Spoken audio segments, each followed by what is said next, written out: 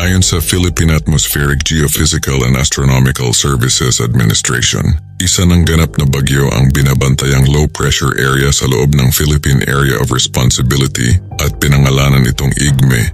Ayon sa Pag-asa, nabuo bilang Tropical Depression IGME ang low-pressure area dakong 2:00 ng hapon. Ito ang ika-9 na bagyo ngayong taon. Mula sa advisory ng Weather Bureau, huling namata ng bagyong IGME 530 kilometers ang layo sa east-northeast ng Itbayat, Batanes. Taglay nito ang lakas ng hangin aabot sa 55 kilometers malapit sa gitna at pagbugsong aabot sa 70 kilometers per hour.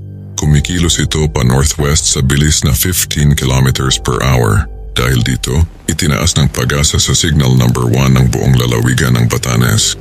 Inaasahang daw nakikilos pa west-northwest ang bagyong IGME hanggang sa makalabas ito ng Philippine Area of Responsibility pagsapit ng linggo. Ayon pa sa Pag-asa, inaasahang mananatili sa Tropical Depression category ang bagyo hanggang sa unti-unti itong hihina at magiging low-pressure area sa Lunes ng madaling araw. Pinag-iingat ang mga residente sa mga nasabing lugar sa posibleng pagbaha o pagguho ng lupa tuwing magkakaroon ng malalakas na pag-ulan.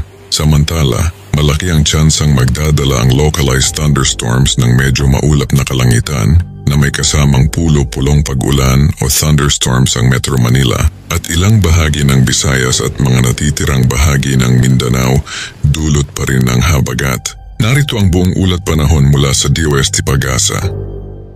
Huli pong namataan ito sa layong 530 kilometer, hilagang silangan ng Itbayat, Batanes. Taglay po ang lakas na hangin na 55 km per hour malapit sa gitna at pagbugsong umaabot naman po hanggang 70 km per hour. Ang bagyong IGME po ay inaasahan po nating kikilos pahilagang kanluran sa bilis na 15 km per hour.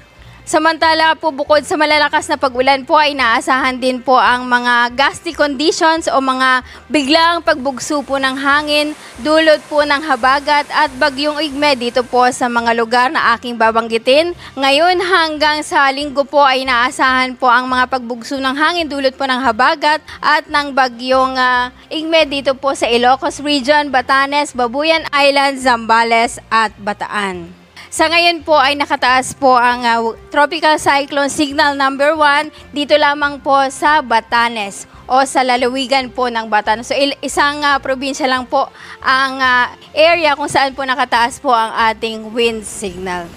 Samantala ang mga pag-ulan naman po dulot po ng bagyong IGME at ng southwest monsoon ay inaasahan ngayong araw hanggang bukas po ng hapon dito po sa may bahagi po ng Zambales. So malakas hanggang sa matinding mga pag-ulan po ang inaasahan po ngayon hanggang bukas sa Zambales. Samantala katamtaman hanggang sa kung minsan ay malalakas na mga pag-ulan naman sa Ilocos Region, Babuyan Islands at Bataan. Samantala po dahil naman po sa habagat pa rin po ay inaasahan po na magiging katamtaman hanggang sa malakas din po ang mga pag-ulan dito po sa Pangasinan, dito po sa Zambales at Bataan. Simula bukas po ng hapon hanggang sa linggo po ng hapon. Samantala yung direktang epekto naman po ng ulan na dala po ng bagyong IGME, naasahan po na magbibigay na ng katamtaman hanggang sa kung minsan ay malakas na pag-ulan dito po sa may Batanes. Samantala bukas naman po ng hapon hanggang sa linggo po ng hapon